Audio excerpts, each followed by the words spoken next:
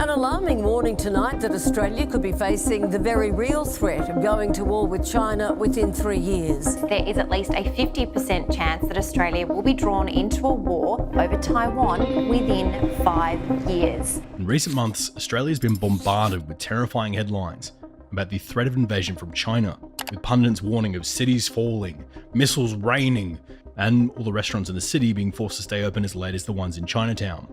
We even had a candidate for Prime Minister running ads laying out the exact airstrip that China was going to use to invade this country. Australia could not repel military aircraft if they landed from carriers offshore. Even though that airstrip was all the way out here, and was also part owned by the man warning about that airfield. But perhaps he has a point. China boasts a military that is 2 million plus people strong, as opposed to Australia's, which is about 80,000. And their navy outnumbers Australia by a factor of 9. So given these overwhelming numbers, could China actually conquer Australia? And if they could, how would it happen?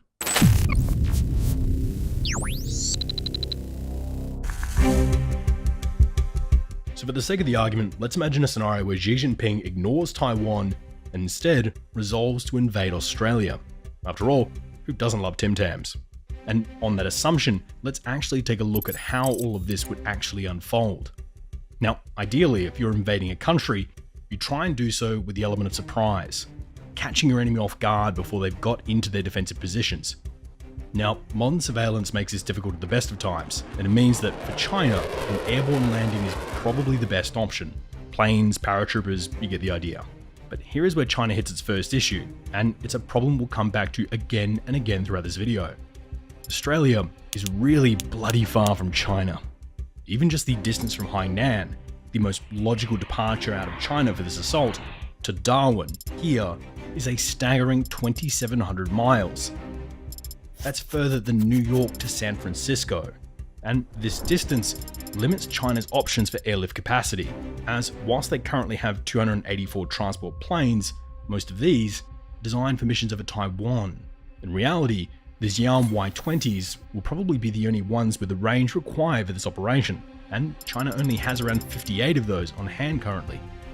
So they'll have to fly all the way from China, which at this range means that China is going to need to carry out mid-air refuelings with tanker aircraft. And here's where the first bottleneck lies, as China only has access to 8 YY-20s suitable for long-range refueling missions like this.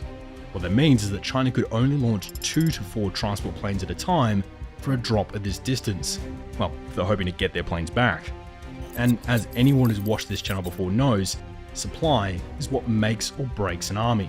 So if China wants their troops to actually have bullets sitting in their guns when they land, they'll need to transport supplies to the front as well, including ammunition, medical supplies, communications gear, vehicles, and so on. And things get even worse from there if Indonesia doesn't cooperate with the plan. You see, despite doing a lot of trade with China, Indonesia and China have a tense relationship, with bubbling tensions over territory in the South China Sea. And if Indonesia denied China overflight rights for their operation, well, then the Chinese Air Force would be forced to detour all the way out here, past these Solomon Islands, lengthening that route to over 6,500 miles each way. That's a distance comparable to going from San Francisco to Kiev. And this would make China's refueler problem even worse, thereby cutting the number of planes China would have available even further. You could also say goodbye to any element of surprise, as Australia and its allies are pretty likely to notice all of China's transport planes and refuelers congregating around a few runways in Hainan. Okay, let's say Indonesia does give China a pass through its territory, and Australia and the US are caught off guard. For China, the key question is then where to invade. Now, they'll probably want to place their troops as close as possible to China, which means that Australia's northern regions emerge as the most logical targets. Even though this invasion map also lines up nearly perfectly with the distribution of our nearly bulletproof saltwater crocodiles. But from here, 3 main options emerge, the first of which is here in Broome. However, whilst Broome does possess a decent airfield and a fairly active port, this remote location poses significant logistical challenges for an advancing army, as we'll unpack a bit further in a moment.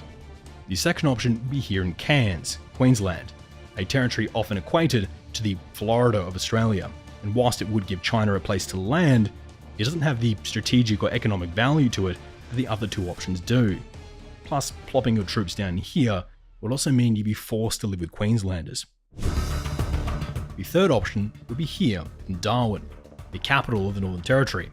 Now, Darwin is not the largest city in Australia, but it's an attractive target for China because it's home to Australia's Northern Command.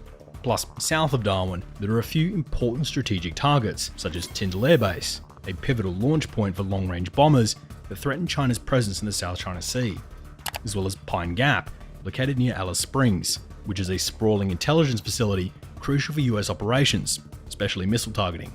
So for all these reasons, Darwin would likely be the initial invasion target. But remember, we only have a limited airlift capacity for this range. And by crunching the numbers, you quickly realize that even under the most optimistic circumstances, with Indonesia on board, China would only actually be able to deploy around 500 troops daily. So the question is, could 500 Chinese soldiers take Darwin on day one? Well, it'd be pretty tough, considering that the city serves as a base for HMAS Coonawarra, Larrakia Barracks, and Robinson Barracks, and is fortified with the presence of the 1st Armoured Regiment, equipped with M1 Abrams tanks, the 5th Motorised Battalion, the 1st Battalion, and 2 regiments of combat support, as well as the Royal Artillery Regiment and various aviation regiments, with additional air support also coming from Tyndall.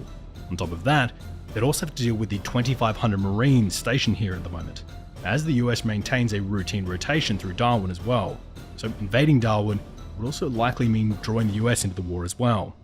In fact, those 500 Chinese soldiers would be even outnumbered by the number of local security guards here in Darwin, who in actual fact have probably even seen more combat than the Chinese Airborne Corps has, simply having worked on Cheap Tuesdays. But okay, let's say China wins the battle for Darwin. What happens next? Perhaps a bold move south to remove the threat of Tyndall Air Base. But traversing the Australian landscape presents its own set of challenges. You see, most intercity connections in Australia are characterised by expansive open terrains and single-lane highways. However, whilst this vast openness might be incredibly scenic, it also makes satellite detection and aerial targeting ridiculously easy.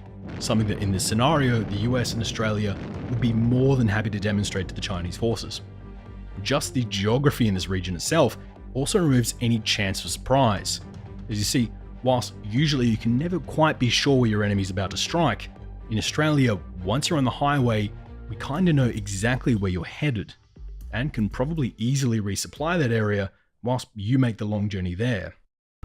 To explain, let's say you arrive here. If you take the road south, well, then we know you're heading for Tyndall and Pine Gap.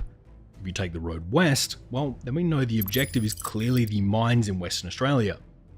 Or go east, and we'll know you're using Apple Maps and Australian internet.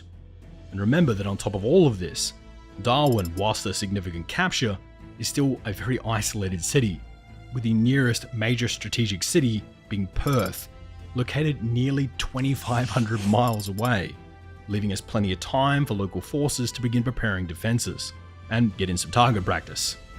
But I can hear you saying, well, can't China's navy help with all this? Can't its aircraft carriers and ships help with the supply problems as they push down the highway?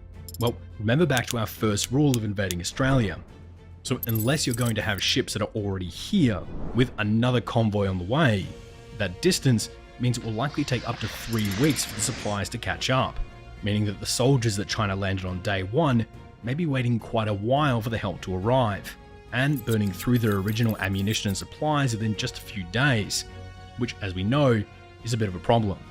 You see, the Chinese Navy is designed to operate near its own coastline, usually within the Taiwan Strait of the South China Sea, where they enjoy the protective umbrella of missile defense and anti-aircraft batteries from the mainland. So operating in Australian waters would leave the Chinese Navy comparatively pretty exposed, and a mighty tempting target for the US Navy. Also, the Australian Navy isn't anything to sneeze at either, as Australia prides itself on having a robust naval force, primarily stationed in cities like Perth, Melbourne, and Sydney.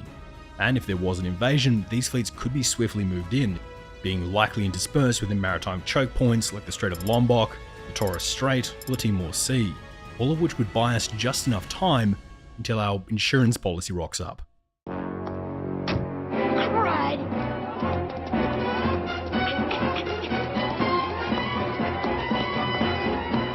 He's down there. Crud! So, there you have it. Despite what this military genius might have you believe, invading Australia successfully would require you to maintain the element of surprise, which is virtually unattainable. They'd have to get their invasion troops all the way to Australia, despite the shortage of transport aircraft, and the aircraft to refuel those transport aircraft. They need to get Indonesia on side, even though they threaten to invade them. They need to take the city of Darwin, somewhat outnumbered, and then advance another casual 2,500 miles through the desert before they can finally take the capital and realize how boring our capital really is. And they'd have to achieve this all while their naval resupply is extremely vulnerable.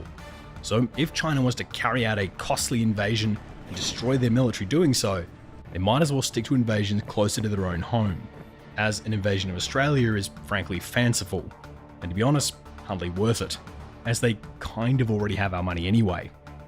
So China would have a pretty hard time taking Australia, but there is another island a little closer to China that they would have a much easier time with occupying. No, it's not one you're thinking of. So if you want to learn more about that, click the box here.